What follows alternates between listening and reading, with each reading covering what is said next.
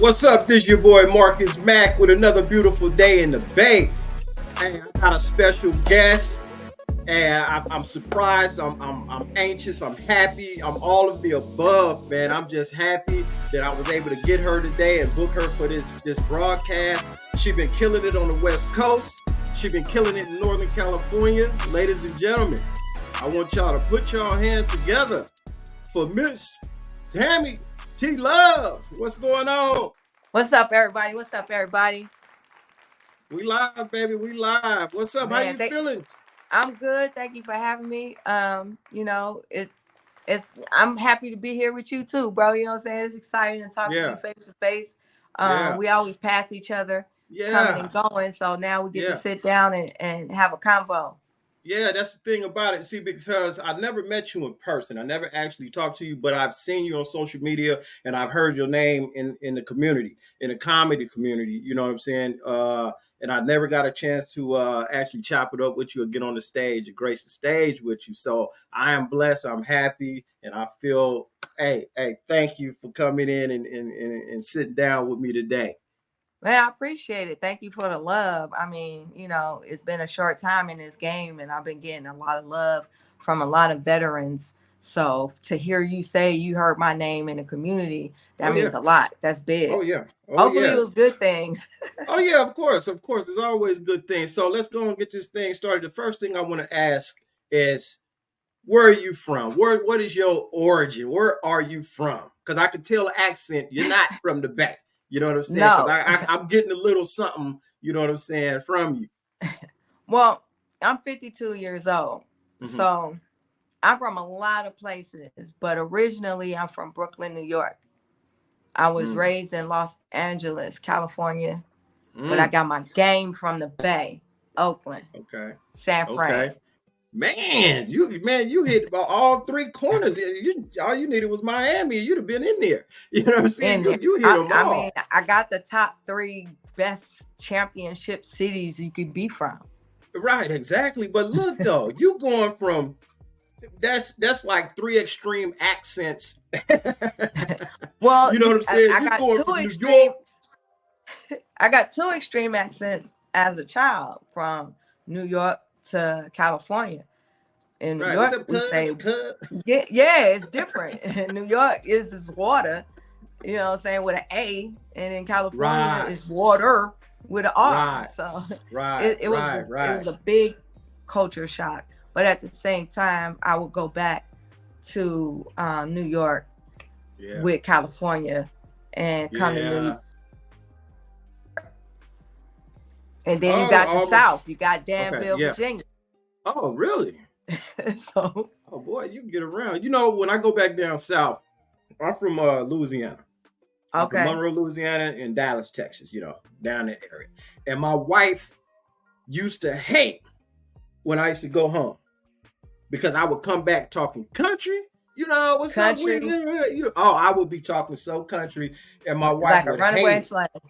Right, and then with this new little thing with the hot boys, and with the little country swag, and I come back and I'll be talking my country grammar, and she'd be looking like, you know what I'm saying? I got a hot boy, Yep, because Outkast said the South got something to say, and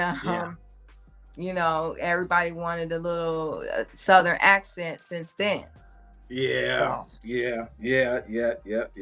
So, all right, well, let me ask you this question. Since you're a well-traveled young lady. Any international?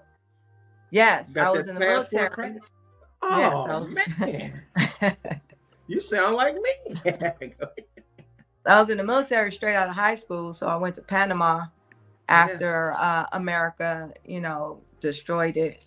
They send us to go fix it, and I was part of the crew that rebuild a lot of Panama. Right. Mm-hmm. Okay. Yeah, nice to hear that, man. You're a well-traveled individual. How did you get into comedy? Comedy. Old Black women at parties, and I say older than me, used to always ask me where I'm gonna perform at. And I always would say, I'm not a comedian. And they're like, yes, you are. So fast forward I meet a guy. His name is Tim Jackson. I meet him at Stern Grove for Morris Day and a Time. They're out there. And I see Tim Jackson walk up, and he's walking with this buff dude. And I say, here come Berry Gordy and LL Cool J. So I'm talking about him. He's talking about me. After the show, he asked me if I've ever been a comedian or thought about it. And I told him I don't know how to be myself on stage.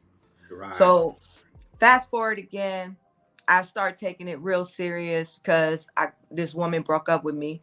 He starts throwing house parties for me specifically to get over stage fright and learn how to do it. So that lasted about 2 months, every other Thursday for 2 months. He directed me to another gentleman, Tony Sparks, legend in the Bay of comedy. Yeah. So I did one open mic with Tony Sparks. The next weekend I went to go see. That's big right there. Yes, yes. That was a hell of an audition. I don't know what you did to audition to get that That's that name in your mouth.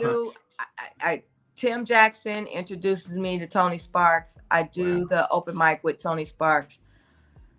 That following week, I meet Monique at the San Jose Improv. I tell her that I'm an aspiring comedian. She tells me, wait. Monique? Or Monique up the street? Which Monique? No, the Queen of Comedy. Miss Monique, the Queen of Comedy. Monique. Yes. Oh, okay. All right. Yes. Boy, you got introduced to some hitters. Well, I'm there as a regular patron. I bought my ticket. I'm sitting in the front row just to admire her. I had never seen her before. And here's an opportunity for me to see her live in my city. So I go to the show to study.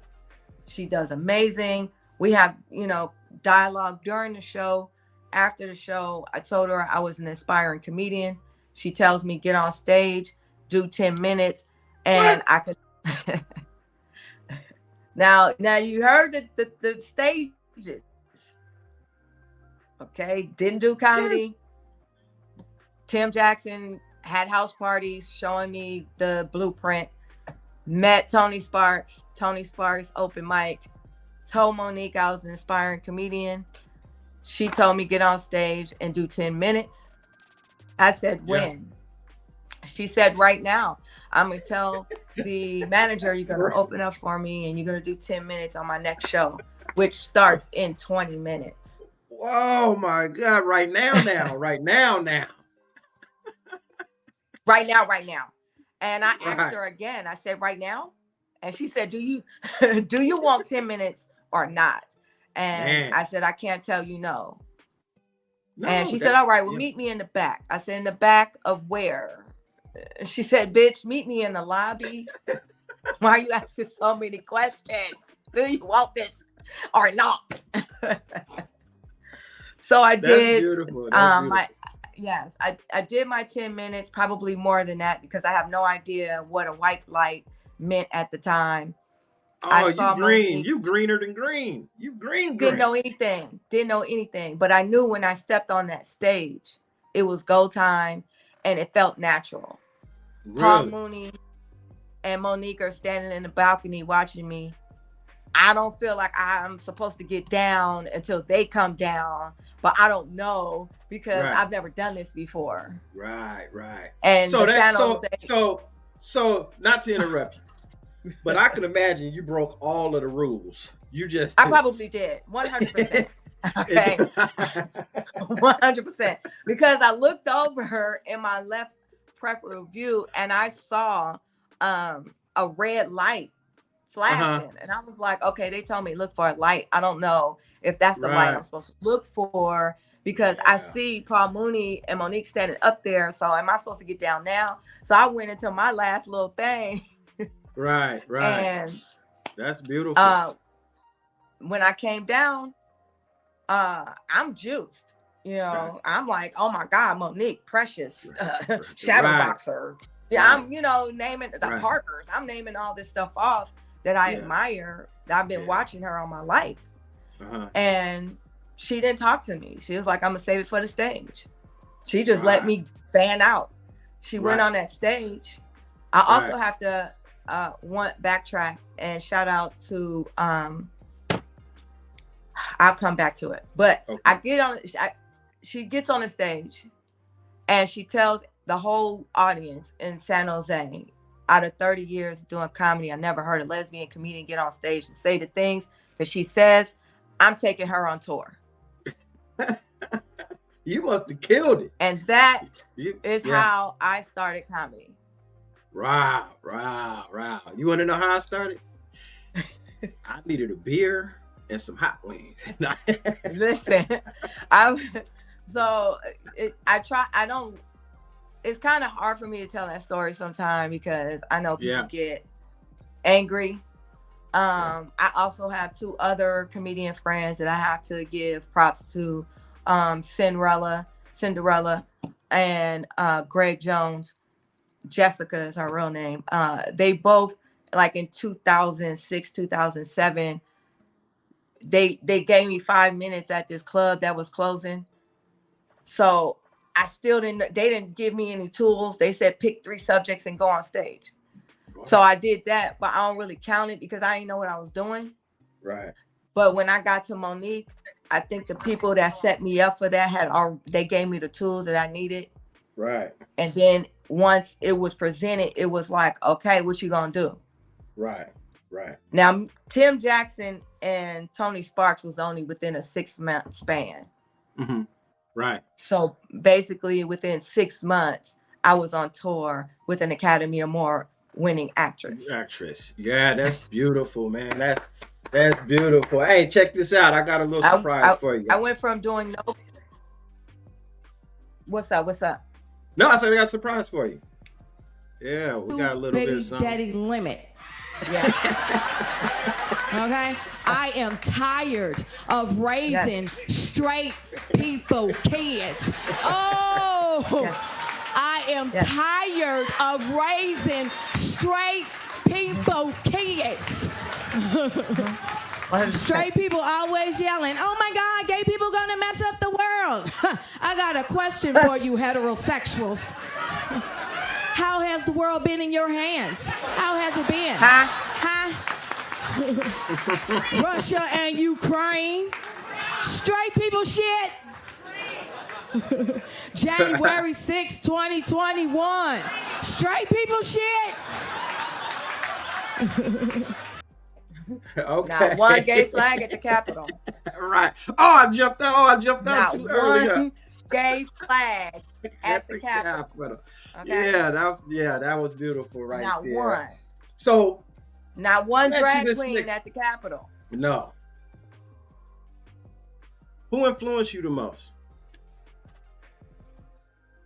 I'm older, so my comedy is Red Fox, Martin Lawrence, Phyllis Diller, Monique. There's Benny Hill. Yeah. Mine was George Carlin, and of course Richard Pryor, Paul Mooney. Yeah, who I was honored to sit and eat French fries with. Yeah, I produced a show for Paul Mooney before. Yeah. So, I used to put on the Richard Pryor album when my parents was gone. Then we'll pull it out, me and my friends, and we'll listen to everything. And then, next thing I'm at school trying to talk like Richard Pryor, bitch. I'm getting in trouble and all this type of stuff, listening to this Richard Pryor.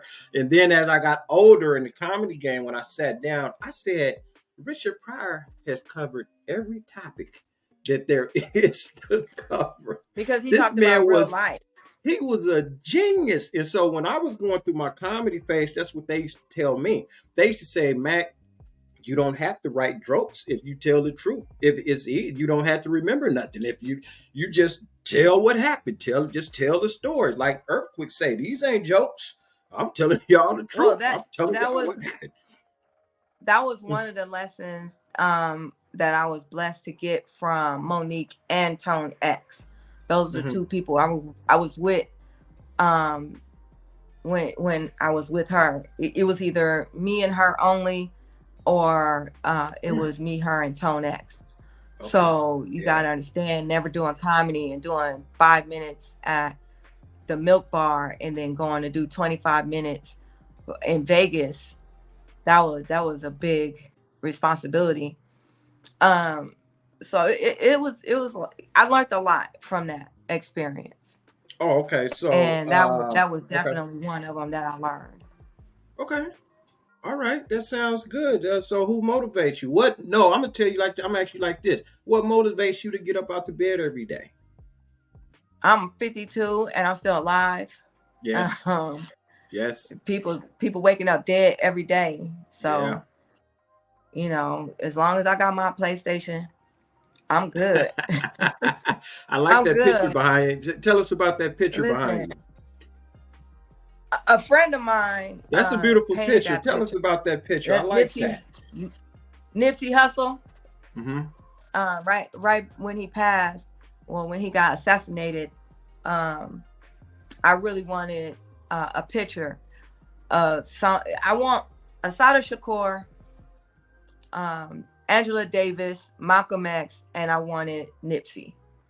Right. So a friend of mine painted it for me. I can't remember her name to pronounce it correctly, so I don't want to mispronounce it. But she is on Instagram, and she hand paints these pictures all the time. I want to say her name is Clarice. After this video, you'll get contacted by somebody. Yes, I'm sure her name is Clarice on Instagram. But yes, she hand painted it, and she's amazing. So try to look for her on Instagram, Clarice.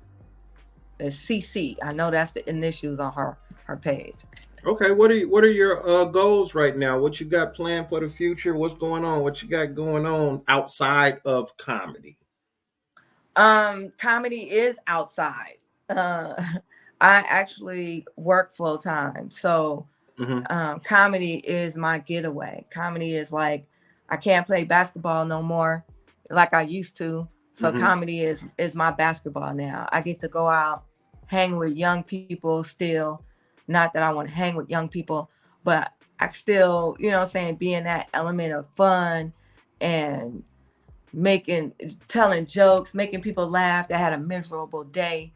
One of the things that I did learn from Monique, going back to what you were saying earlier, was she told me not to write jokes. Because I got on stage in Arlington, Texas, and I was doing the jokes that I wrote in San Francisco, and she was like, "What are you doing? Don't tell jokes. I want you to tell your story, because there's a little black kid, or there's a parent of a black kid that don't understand a little black gay kid that see you, and now they understand them." Right, exactly. Which is true. If I could give you an example right quick. We were in Vegas, and there was a couple sitting to my left while I'm on stage, and they kept sitting there, and it was like the whole time they looking at me like church folk, just, you know, just stunned, like no facial expression, no laughter, no nothing. Like they were holding their breath. And so after the show, the father comes up to me. He has a cell phone, and he says, "Can you talk to my daughter?" I was like, "Sure." He's almost crying. He's like, "Man, you were amazing. I just want you to talk to my daughter, please." He pulls up the phone and he FaceTimes his daughter. She looks just like me with a do-rag on. And I said, "That's why you don't even understand, girl. Your parents never seen a dyke. You the only dyke your parents ever seen. They don't understand you, but they seen me tonight and the things that I said on this stage, and now they have a better understanding who you are." So when your parents get home, they gonna love you different. Yes. Hey, man, that's back when I said what motivates you. That's a part of it right there. Mom, they were both telling. They was like, it's gonna be different, because they seen their child on that stage, and all the negative things that they probably told that girl she can't never do. They saw me and was like, "Oh man, we can't. Because I'm telling you exactly what you're doing to your child. It's been done, and you don't love your kids. Right. Because I can't stand them. Right. Well, I'm gonna ask you this question. I've asked all of the comics this question, and you pretty much answered most of it, but I just want to hear it come from you. It's a 2-part question: the likes, the things you like about comedy right now, and the things you don't like about comedy right now. Oh man, the things I love about comedy is just the self-expression. When strangers can relate to what I'm saying on that stage, whether they be straight or whatever. I get a lot of heterosexual people that come up to me and they're like, thank you, and they appreciate me. Right. So that means a lot. When people see me on the street and they remember something I said, and they like something I did 3 years ago. Right. I love that. The things I don't like about comedy is the gatekeepers and the communication. There's a big communication breakdown in comedy with information, with the tools you need to be a successful comedian. Each one teach one. Right. I come from a school of each one teach one. So if I got some information, I'm not gonna hold it. I'm gonna give it to you. Okay, yeah, that's beautiful right there. That is beautiful because out of everybody I've interviewed, they said the same thing. You said the part about liking comedy. Everybody said they love to see people to bring smile, and you don't know what a person has gone through. And then just for that couple of minutes that you are in their lives, you could change their life completely. Change their whole night. Change everything, So before we close out, go ahead. I didn't mean to say that. Go ahead. I've had couples like be in the parking lot, like, man, before we came to the show, boy, it was about to be over. What? you like they in the parking lot, like, man, you done mended breakups. We are so glad we came because we was about to be done, and they just now they like, man, we about to go home, we about to have fun, and I'm like, that's good, because if you break up, where y'all going? Right. What you gonna do? Get on a date nap? This ain't 1985, bro. Right. You better keep what you got. Right, you got to start all over again. You got to, you know what I'm saying? What's your name? What's your sign? What's your favorite color? Nigga, ain't nobody got time. I've been married 33 years. I told I've been with my wife for 31 years. We've been married 28. I said, I ain't going nowhere. I ain't got time to be teaching nobody how to season a chicken and all that. I like my clothes folded a certain way and all. I ain't got time to go through all that all over again. I can't do it. All right, so so here's the reason why I'm single. Shout out to the black women in the audience. All right, what you got coming up? I got a few flyers I want to put up here, and I'll let you elaborate on these flyers. Here go one right here. What's that? Santa Cruz Comedy Fest, October 7th, Saturday. Yes, Santa Cruz Comedy Festival with my homeboy DNA. He looks like a white guy from ZZ Top. He's amazing. It's going to be at a barbershop, actually. This is going to be fun because every time I tell jokes in a barbershop, men tend to cry. But, see if they're tough this time. Men are very sensitive. I'm going to go down the line. I got one more right here. I don't know what this is. See how sensitive the man is? He got off of that subject. This is awesome. That sensitive man got off of that. No, I don't run from no topic. That's what they all say. And then they put on their gym shoes and start running. This is also Santa Cruz Comedy Festival as well. It's just geared to the people that like comic books. Okay. All right, that sounds good. And then the final one, this right here is what's this? San Francisco? Yes, that is I believe is that in Walnut Creek? San Francisco? Yeah. San Francisco on October 3rd? Yeah. Yes. that should be fun. I'm headlining that with Yeah, I see that. with some Bay Area comedians. They're cool. I like them. And then this Thursday, if you're around, I will be in San Francisco at the Barbary Coast. That is a weed dispensary. Okay. So they have a lounge where you can smoke your marijuana in the dispensary lounge. You can purchase your marijuana at the dispensary as well. We encourage that. And come on in and enjoy some comedy in the lounge. You can smoke your weed in the lounge and listen to comedy at the same time. That's every Thursday at the Barbary Coast. Hashtag hella funny. And I believe Friday, this Saturday, I'm in Walnut Creek for the Best of San Francisco comedy show. It should be really dope. Yeah, that sounds like it's going to be very exciting. So, hey, all we got is 4 minutes left. So, any inspiring words to somebody who's trying to become a comic, or what you want to close with? It's on you. Inspiring words if you want to be a comic. Whatever you want to talk don't about. Rush. Everything takes its time. Don't rush. I thought I was famous. As soon as I got in there, I was on tour with the Queen. But then the Queen dropped me back off at the starting gate and was like, no, you need to learn from the beginning. So don't try to rush this comedy game, because there's a lot of ins and outs that you need to learn from the gate. Yeah. And at 18, 19 years old, you do not know ish. No. I believe I'm a lot more funnier now at this age because I lived through so much for 52 years. Right. So I have a little bit more experience to laugh and joke about. But comedy is subjective. Right. Be yourself, because there's only one you. Can't nobody be you. Don't matter how much they act like you. Be yourself, love yourself, and don't let no one take you out of your character, because they will try.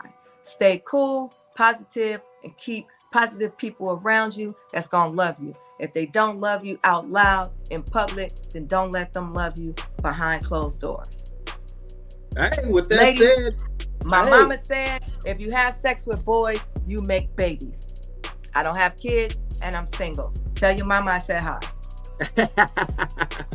All right, everybody, let's give it up for Miss Tammy T Love. Thank you, baby. Thanks for coming on the show, man. I appreciate you to death, man. We gonna hook up one day. We're gonna get it together tonight. I'm gonna be going to see Jay Rich. I'm gonna go out to Jay Rich at Tommy T's tonight. And for everybody out there who's watching, all 10 people, I will be at Tommy T's tonight out there in Pleasant, pull California. up to Tommy T's. Support Jay Rich and all everybody that's on that show. They're all talented. They all funny. They all Bay Area. So you're gonna get authentic. Yeah. You're gonna get authentic Oakland on that show tonight. All right. Peace.